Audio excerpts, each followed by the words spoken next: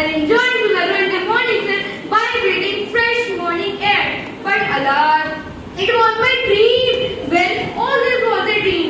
In reality, if I'm being very honest, I woke up to my 6 a.m. alarm, which had been going since 5:30 a.m. because I had slept only an hour ago. Because really social media kept me awake all night and I could not be sleep because of technology. The curse of phone in today's world. You know about students' creativity. Students are relying on technology to remember things, making their own memory bigger. They are relying on tech to give them answers rather than thinking critically themselves. I would say that this is a thought-provoking situation.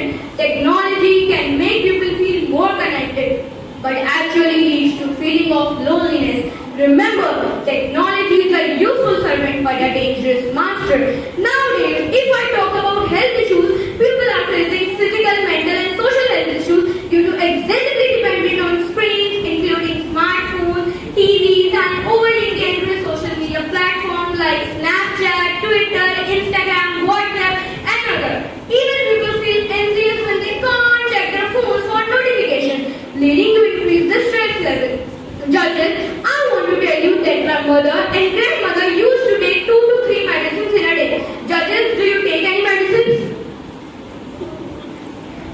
Judges, okay, anyways, I want to tell you that I take 4 to 5 medicines in a day. One is for anxiety, one is for diabetes, one is for hypertension, one is for vitamin C. Now you guys all think that who is the responsible for all these medicines? I'll leave the question to you. I would conclude my words with this thought-provoking line: a tool that serves us today can master us tomorrow. And your friends, I am Anushri from Samveda School. Today I am here to share my perspective on the topic smarter and more reliant with tech than smart. I strongly believe that technology makes us stronger, not just reliant. Let me ask you, if technology helps to learn faster, solve problems and be creative, how can it make us weaker? To prove my statement, I would like to give some live examples. Like during the COVID-19 pandemic, a class 6 student struggled with maths in his online classes. Instead of giving up, he used apps like Khan Academy and YouTube to practice fractions and geometry. Soon, Ara became one of the top scholars in his class. Isn't that a smarter learning? Meera, another student, had to design a poster for her school project. She used Canva to create a beautiful digital poster and research information online. Her creativity impressed everyone and the poster was displayed in school. Isn't that a stronger creativity, my friends? Then, there is Rohan, who noticed paper waste in his classroom. He researched recycling on his tablet and started a program in his school. Her creativity impressed everyone and his idea helps to make school cleaner and greener. Isn't that a good problem solving?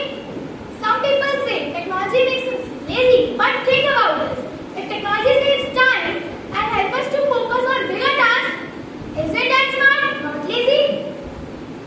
Technology is helping students like Ananya use planner apps to focus on his studies and hobbies. And Ishan create board games or learn coding. It's not holding us back. It's making us more stronger and smarter. So my friends, let's embrace technology. It's making us stronger, smarter and ready for the future. At last, I would like to say that smart use of technology makes us stronger, you and me. Today we are here to debate about the tech dilemma. Well, the question isn't whether our reliance on technology presents a dilemma, but the question is whether this technology is actually making us smarter or not. I'm from Green Meadows School and today I'm here to prove that it is. Yes, it is making us smarter. And the evidence is all around us. While my opposition might argue that our reliance on technology presents a risk of dependence, but that's like fearing a pen would make us forget how to write. Consider this. My friend's grandfather, a farmer, would travel for miles to the local government office to know about the weather reports. Well, today he gets all the latest weather reports on his smartphone, helping him save his crop from an unexpected storm. A student living in a village can now access the same online course as a student living in Mumbai. Well, that's That's a total upgrade to all of our collective intelligence. While some might fear the monopoly, we must look at the unprecedented scale of positive change that technology is bringing in our life. While concerns about the dependence on technology are totally valid, but we have to acknowledge the potential of technology in making our digital future. Well, in conclusion, technology is not a weakness. Technology is a strategic choice to be more empowered, more connected, more capable and more smart. As a very successful person and billionaire like Bill Gates have said that the advance of technology is about making it fit in so that you wouldn't really even notice it, that it becomes a part of your daily life.